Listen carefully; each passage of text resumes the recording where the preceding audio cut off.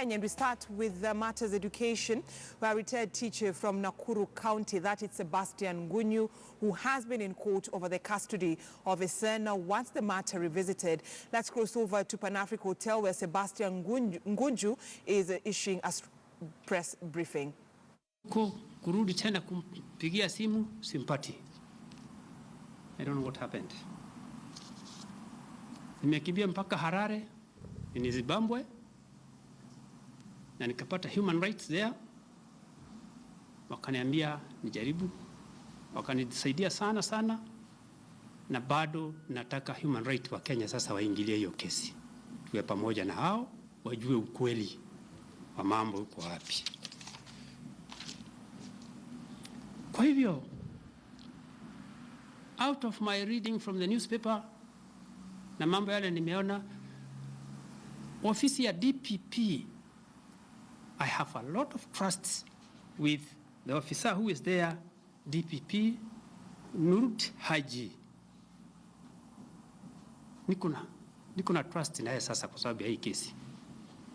Tena niko na trust kubwa sana kwa ofisi ya DCIO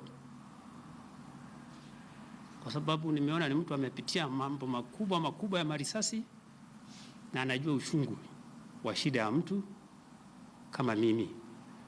Nataka tukutane na yeye katika ofisi yake, nimwambie na tuzungumze na yeye.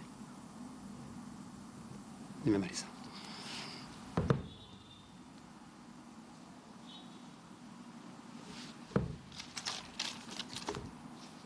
Yes. My name is Timothy Otieno, ATN News.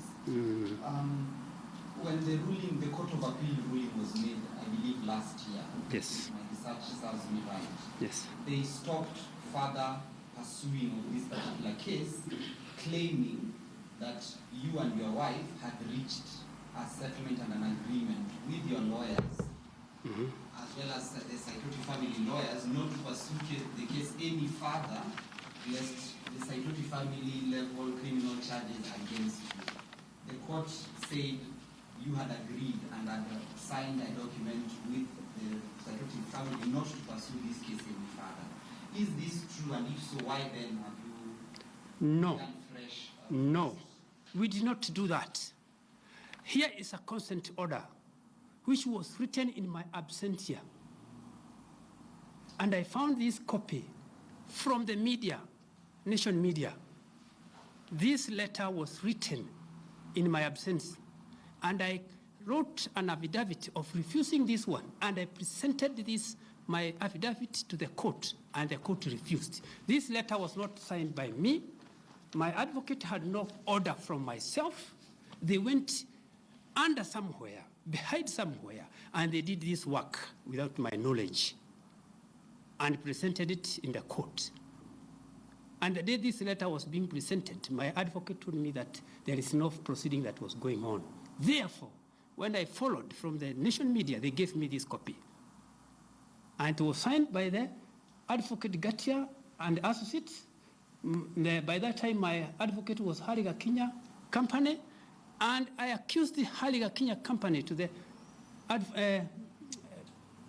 you call these advocates? Huh? And we did this case because he signed this letter without my knowledge. So there's nothing like this. This is just advocates without my knowledge. So as a matter of clarification, so have you filed a new case in court, or is it the ICC case? Where have you taken your leave? Now I have now come back to Kenya. I have not done in the ICC. I was going there to do it, but my advocate is nowhere now to be found. I notified the lady with this letter that the case is going on, but when I proceed to follow where my advocate is, it's nowhere to be found. So will you be heading to the High Court? Or have you already? Already now we have. We are now going to High Court. We are going to High Court. It is there now, in the High Court. Okay, maybe last question from me. Do you now have a lawyer, and if so, how come your lawyer is not with you today? How come maybe other family members are not with you, maybe to show support? Is this a one-man struggle? I want first to meet with, when the case is proceeding on, I want to meet with the DPP and the DCIO.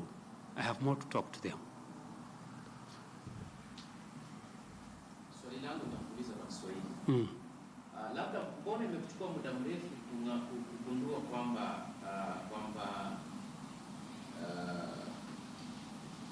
maelewano ambayo mlielewana na koti na familia ya Saitoti kwamba mmeyageuka?